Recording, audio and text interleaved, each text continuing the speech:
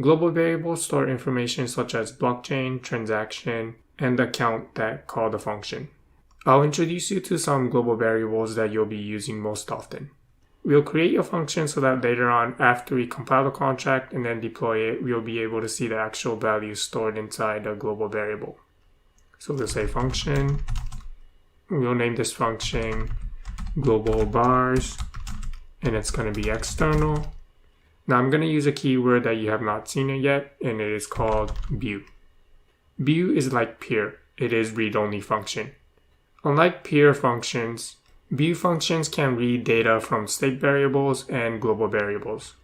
I'll make another video explaining the difference between view and peer. Let's move on. For this example, we're going to be returning some values stored inside the global variable. So we'll say returns, and inside the parentheses, we're going to be returning some values. The data type of these values we'll fill out later.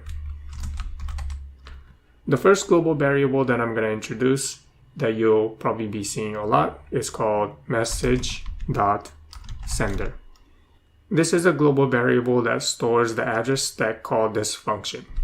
For example, let's say that Alice has an account, and from her account she calls this function global bars. Then message.sender will be equal to her account. The data type of message.sender is address. We'll return the value stored in message.sender later, so we'll store it in a variable, and I'll name this variable sender. The next global variable that I'll introduce here is called block.timestamp.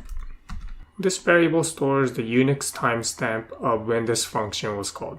If I call this function now, then timestamp will be equal to the Unix timestamp of now. The data type of block.timestamp is uint. We'll assign it to a variable named timestamp so that we can return it later. The last global variable that I'll introduce here is called block.number. This stores the current block number. The data type for block.number is uint, and we'll assign it to a variable named block_num. Let's now return these variables so that we can see what the value of these variables are. So we'll say return parentheses sender timestamp block_num. To match the data type of what we're going to be returning, here we'll type in address, uint for the timestamp, and uint for the block number.